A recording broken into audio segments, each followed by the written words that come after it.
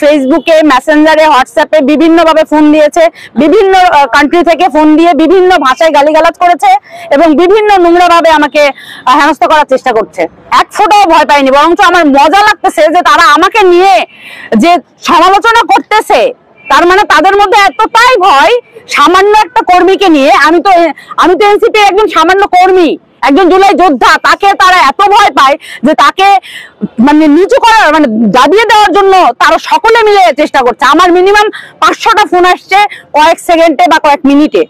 এটা তো আনন্দের বিষয় যে তারা একটা জুলাই যোদ্ধাকে এত ভয় পায়। ছি, ধিক্কার জানাই সেই চোর, সেই স্বৈরাচার, সেই খুনি হাসিনা, সেই স্বৈরাচারের প্রত্যেকটা দলের প্রত্যেকটা ব্যক্তিকে। তারা দিয়েছিল ওই মহিলার গায়ে, কোন পুরুষ হাত দেয়নি, বরঞ্চ আমি তাকে যত আমার রাগ হয়েছে, কারণ সে তারপরও গাড়িতে উঠে সে নোংরা ভাষায় সে কথা বলেছে এবং জয় বাংলা স্লোগান দিয়েছে।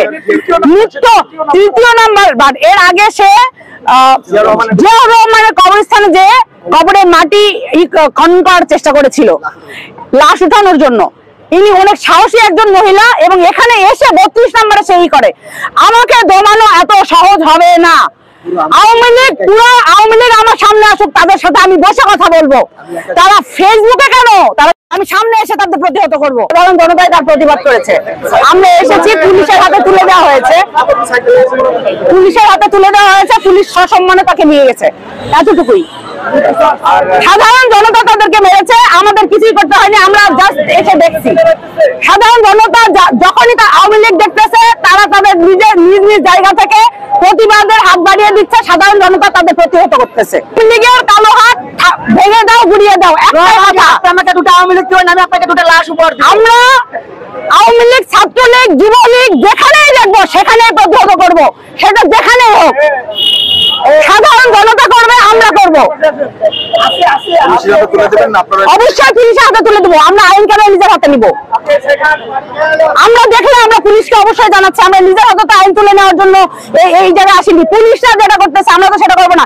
ছাত্রলীগ যেটা করেছে, আওয়ামী লীগ যেটা করেছে, স্বৈরাচার যেটা করেছে, এটা আমরা করবো না।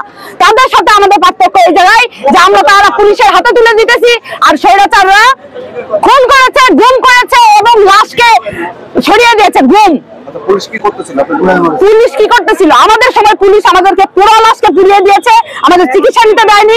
কিন্তু এখন পুলিশ একটু আঘাত পেলে তাদেরকে নিয়ে যায় প্রোটেক্ট করতেছে, জামাই আদর করতেছে, জুস খাওয়াইতেছে।